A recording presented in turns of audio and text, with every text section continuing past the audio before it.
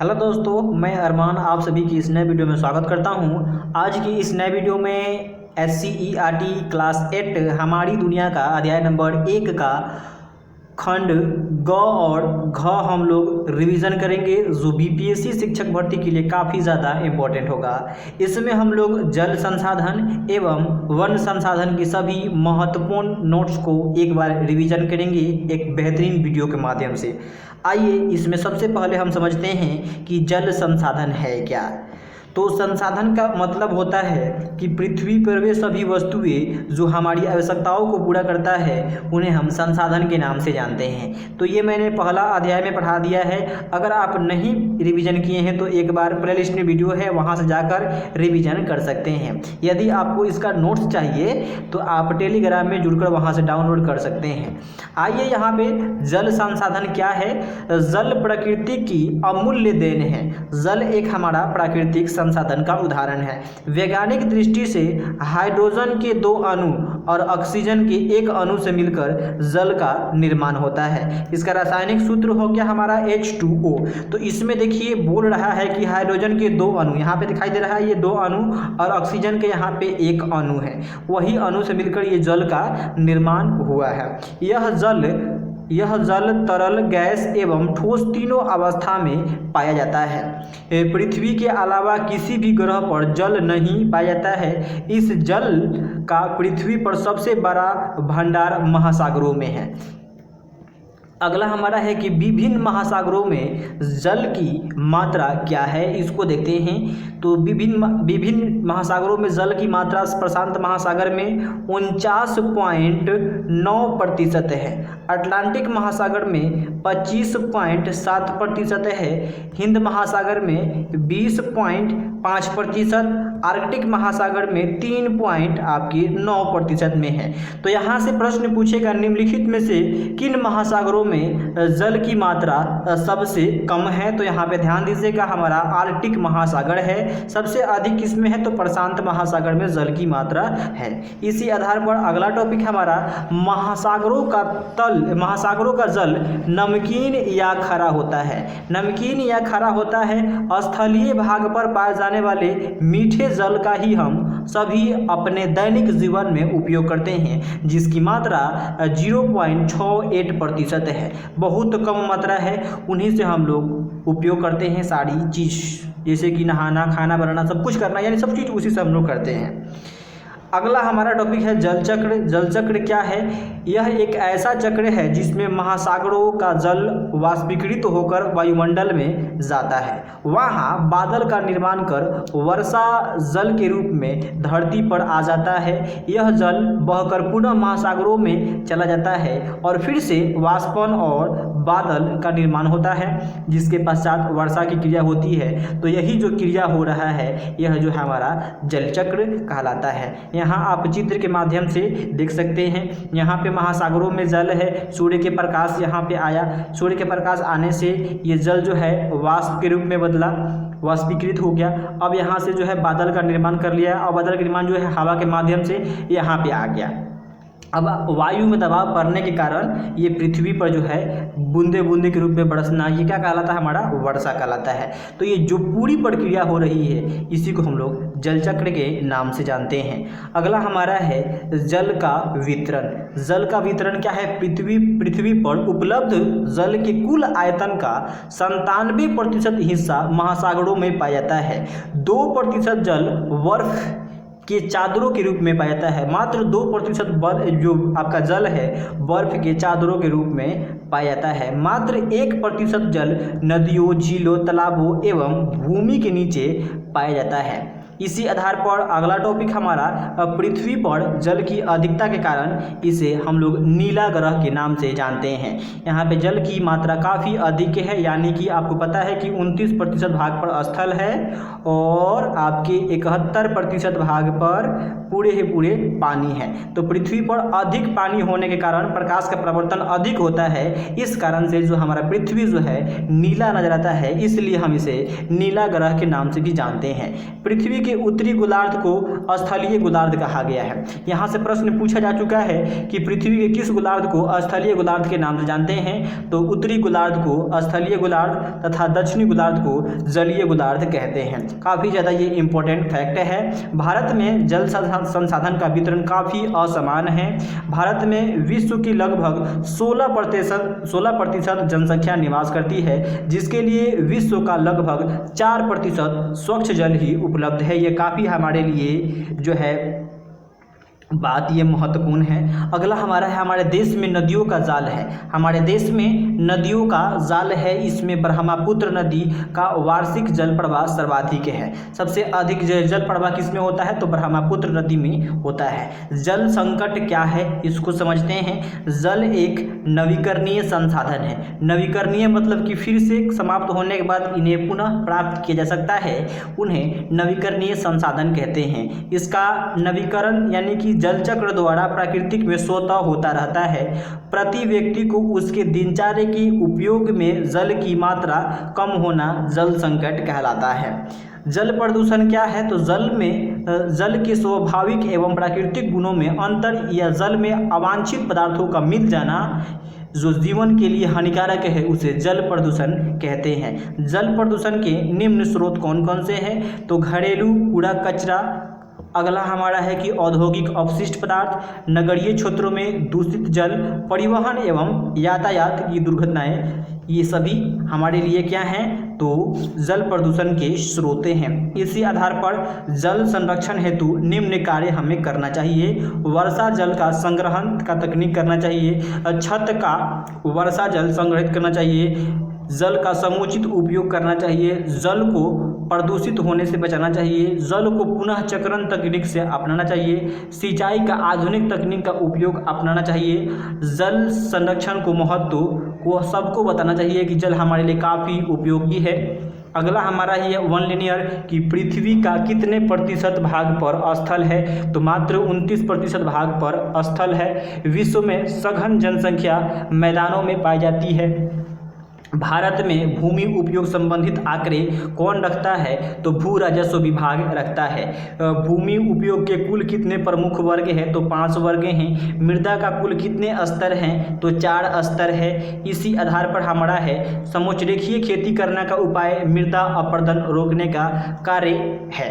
रासायनिक दृष्टि से जल का संयोजन हाइड्रोजन और ऑक्सीजन के अणु से मिलकर हुआ है। इसी आधार पर बढ़ते हुए हम लोग दूसरे टॉपिक की ओर, वन्य एवं वन्य प्राणी संसाधन। ये काफ़ी ज़्यादा इम्पोर्टेंट है, यहाँ से बहुत सारे प्रश्न पूछे गए हैं। अब इसको हम समझते हैं कि वन्य एवं वन्य प्राणी है क्या, तो ऐसा कहा जाता है कि वन है तो हम हैं। ऐसा कहा जाता है कि वन है तो हम हैं। क्यों भाई, क्योंकि वन से हमें ऑक्सीजन मिलता है और ऑक्सीजन को लेकर हम लोग जीवित रहते हैं। अगला है कि वन मानव के आर्थिक जीवन का एक प्रमुख अंग है। वन जो है मानव के आर्थिक जीवन का एक प्रमुख अंग है। वन या पेड़ पौधों का विकास प्राकृतिक चयन की पद्धति से होता है। किस पद्धति से होता है, तो प्राकृतिक चयन की पद्धति से होता है। किसी क्षेत्र में प्राकृतिक रूप से उगने वाले पेड़ पौधे, घास, झाड़ियाँ इत्यादि को सम्मिलित रूप से प्राकृतिक वनस्पति कहा जाता है। समाज की पर्यावरण संबंधित जरूरतों को पूरा करने के लिए वनों का विकास किया जाता है, जिसे सामाजिक वानिकी कहा जाता है। पर्यावरणीय दृष्टि से किसी देश या क्षेत्र में कम से कम 33% भूभाग पर वन का विस्तार होना चाहिए। 33% वन का विस्तार होना चाहिए। बिहार में जो है कितना है, तो 7 पॉइंट आपका लगभग इसका आंकड़ा बढ़ के हो गया है 10, यानी कि 7 पॉइंट लगभग आपके 10 के पास ये पुराना आंकड़ा था। अब जो है 7 पॉइंट आपका 2 के पास चला गया है आंकड़ा। ये यहाँ पे समझते हैं हम कि विश्व में लगभग 10 लाख प्रकार की वनस्पतियाँ पाई जाती है। विश्व में कितना लाख प्रजातियाँ पाई जाती है, 10 लाख प्रजातियाँ पाई जाती है। वन एक महत्वपूर्ण संसाधन है जिससे कई प्रत्यक्ष एवं अप्रत्यक्ष लाभ है। इसलिए पृथ्वी की विषुवतरेखीय प्रदेशों में पाए जाने वाले घने वनों को हम लोग पृथ्वी का फेफड़ा कहते हैं या पृथ्वी का फेफड़ा कहा जाता है, क्योंकि यहाँ भारी मात्रा में आपका कार्बन डाइऑक्साइड गैस का अवशोषण एवं ऑक्सीजन का उत्सर्जन होता है। तो पृथ्वी का फेफड़ा किसे कहते हैं? तो वन को बोलते हैं। अगला हमारा है हिमालय यौ नामक पौधे से प्राप्त रसायन से कैंसर के उपचार हेतु दवाइयाँ बनाई जाती है। तो यह प्रश्न पूछ सकता है कि हिमालय के यौ नामक पौधे से किसका जो है इसके रसायन से प्राप्त करके हम लोग कौन से दवाई को बनाते हैं? तो कैंसर के उपचार हेतु हम लोग दवाई बनाते हैं। अगला हमारा है भारत में सबसे अधिक 1% वाला राज्य मिजोरम है। आपका 91.27% है इसका प्रतिशत मात्रा। सबसे अधिक वन क्षेत्र वाला राज्य आपका मध्य प्रदेश MP है। इसका आपका एरिया देख सकते हैं 77.7 किलोमीटर स्क्वायर इसका एरिया है। तो आप प्रतिशत की मात्रा में मिजोरम और आपके क्षेत्रफल की मात्रा में हमारा मध्य प्रदेश, इसको याद कर सकते हैं। अगला है कि वन संसाधन का वितरण। वन संसाधन के वितरण को समझते हैं। वन संसाधन के विकास एवं वितरण को प्रभावित करने वाले कारकों में जलवायु, उच्चवाच मृदा, स्थलाकृति की ढाल, आर्द्रता इत्यादि प्रमुख है। इस आधार पर वनों का प्रकार, सबसे पहले सदाबहार वन आता है, इसको समझते हैं क्योंकि यहाँ से प्रश्न बहुत सारे बनने के चांस रहते हैं। इसके अंतर्गत 60 मीटर तक वाले लंबे लंबे वृक्ष उगते हैं। इन वृक्षों में शाखाएँ कम होती है। यह अलग अलग समय पर अपनी पत्तियां शुष्कता से बचाने के लिए गिराते हैं।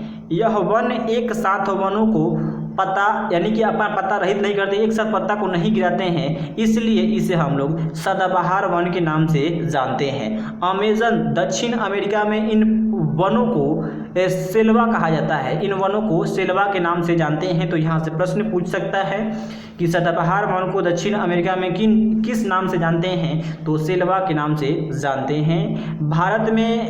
भारत में ऐसा वन पश्चिमी घाट के पश्चिम, अंडमान निकोबार द्वीप समूह एवं उत्तरी पूर्वी राज्यों में पाया जाता है। इस वन में सिनकोना, रबर, महोगनी, एबोनी, तार, नारियल, आयरवुड, बरगद इत्यादि वृक्ष मिलते हैं। उष्णकटिबंधीय के अलावा शीतोष्ण कटिबंधीय में भी सदाबहार एवं पतझड़ वन मिलते हैं। पतझड़ वन क्या है, इसकी विशेषता को देखते हैं।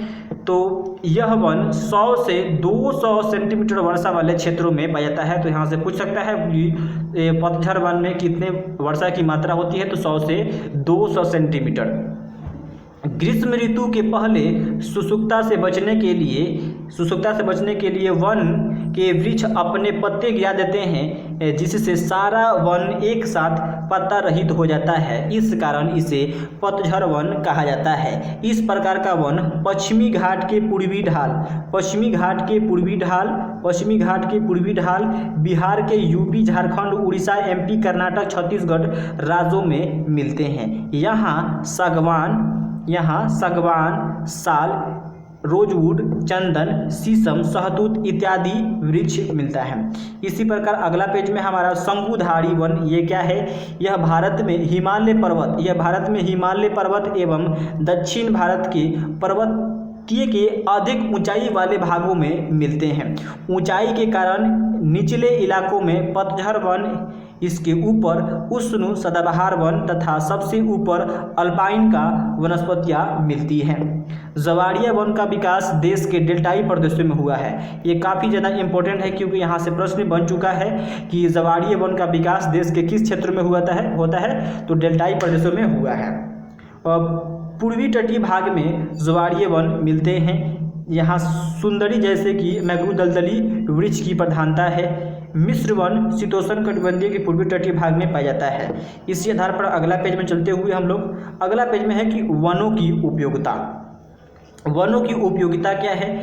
तो आरंभ में वनों का उपयोग मानव द्वारा जंगली जानवरों से रक्षा तथा विषम जलवायु से बचने के लिए किया जाता था। वनों से प्राप्त लकड़ियाँ से घर बनाने के लिए हम लोग क्या करते हैं? उसे काटते हैं। वनों का उपयोग भोजन के स्रोत के रूप में करते थे, अभी भी करते हैं। वस्त्र निर्माण के लिए कच्चे माल की प्राप्ति भोजन से ही होता है। वन का उपयोग कागज़, लुगदी, दिया, सलाई, रबर उद्योग के लिए कच्चे माल रेल डिब्बे एवं बस, नाव, जहाज बनाने में भी वन की लकड़ियों का ही हम लोग उपयोग करते हैं। जनजातीय वर्ग के लोगों की आश्रय स्थली का कार्य करता है ये वन। अगला है कि भूस्खलन एवं मृदा अपरदन रोकने में भी इसका उपयोग काफ़ी ज़्यादा ये हमारे लिए उपयोगी है। वन जलवायु का शुष्कता रोकने का कार्य करता है। जलावन की लकड़ी, औषधि, कच्चा माल उद्योग के लिए हम लोग ही पेड़ से लेते हैं, यानी कि वन से प्राप्त करते हैं। वन और वन्य जीवों के बीच गहरा संबंध है। वन में मांसाहारी जीव शेर, बाघ इत्यादि, शाकाहारी जीव हिरण, हाथी इत्यादि, उभयचर जीव मेढक, कछुआ। तो पूछ सकता है यहाँ से निम्नलिखित में से कौन उभयचर जीव है, तो आपका मेढक, कछुआ याद कर लीजिएगा। इसी प्रकार सरीसृप जीव आपका सांप, छिपकली, जोंक, केचुआ इत्यादि, ये सभी के सभी सरीसृप हैं, यानी कि जो रेंग कर चलेगा। इन जीवों में बाघ को भारत का राष्ट्रीय पशु घोषित किया गया है। मोर को राष्ट्रीय पक्षी, हाथी को विरासत पशु घोषित किया गया है। हाथी कौन से पशु है, तो आपका विरासत पशु है। इसी आधार पर अगला टॉपिक हमारा कि 1970 में botanical survey of India Calcutta तथा वन अनुसंधान संस्था देहरादून द्वारा संकट में घिरे पादप प्रजातियों की एक सूची तैयार की गई है, जिसे रेड डाटा बुक के नाम से हम लोग जानते हैं। रेड डाटा बुक में क्या रखा जाता है, तो जो भी आपका पादप एवं जंतु है जो विलुप्त हो रहा है उनकी सूची को रखा जाता है और जो विलुप्त हो चुका है। अगला हमारा है कि अंतर्राष्ट्रीय स्तर पर तथा राष्ट्रीय स्तर पर वन एवं वन संरक्षण के लिए अपने देश में राष्ट्रीय उद्यान जो है 85 है। तो यह प्रश्न कई बार जा चुका है कि राष्ट्रीय उद्यानों की संख्या कितना है, तो 85 है। अभयारण्य कितने हैं, तो 400 आपके 48 अभयारण्य हैं। जैव मंडल सुरक्षित क्षेत्र कितने हैं, तो 16 इसका संख्या है। बिहार में आइए कुछ महत्वपूर्ण हमारे बीपीएससी शिक्षक भर्ती के लिए काफ़ी ज़्यादा ये इंपॉर्टेंट होगा। कांवड़ झील पक्षी विहार बेगूसराय में पड़ता है। गौतम बुद्ध अभयारण्य गया में पड़ता है। वाल्मीकि अभयारण्य पश्चिमी चंपारण में है। भारत में सबसे अधिक वन क्षेत्र वाला राज्य आपका मध्य प्रदेश है। और वही प्रतिशत में पूछेगा अगर जे, तो हम लोग बोलेंगे मिजोरम को। अगला हमारा है विश्व में लगभग कितने लाख वनस्पतियाँ पाई जाती है, तो 10 लाख वनस्पतियाँ पाई जाती है। बिहार, यूपी तथा झारखंड में वन जो मिलते हैं उसे हम लोग पतझड़ वन के नाम से जानते हैं। राष्ट्रीय पशु बाघ को बोलते हैं। रेड डाटा बुक में विलुप्त हो रहे प्रजातियों की सूची रखी जाती है। राष्ट्रीय उद्यानों की कुल संख्या 85 है। कृत्रिम रूप से किए गए पौधे का रोपण सामाजिक वानिकी कहलाता है। हिमालय यौ से प्राप्त रसायन कैंसर के उपचार के लिए काफ़ी ज़्यादा इम्पोर्टेंट है। संदन के वन पतझड़ वन से प्राप्त होते हैं। अंडमान निकोबार द्वीप समूह में सदाबहार वन पाए जाते हैं। गौतम बुद्ध अभयारण्य कहाँ पे है, तो गया में है। अगला हमारा है कि वन को पृथ्वी का फेफड़ा के हम लोग कहते हैं। क्यों कहते हैं, क्योंकि वन से हमें ऑक्सीजन की प्राप्ति होती है, जिसे हम लोग श्वसन के रूप में लेते हैं। तो ये था हमारा संसाधन चैप्टर का आपका वन संसाधन एवं जल संसाधन की सभी महत्वपूर्ण फैक्ट। अगर आपको पसंद आया होगा तो आप हमारे चैनल को सब्सक्राइब कर और बेल आइकन को ऑन कर लीजिएगा, ताकि आने वाले वीडियो का नोटिफिकेशन आपको मिलता रहेगा। Thank you so much for the watching this video.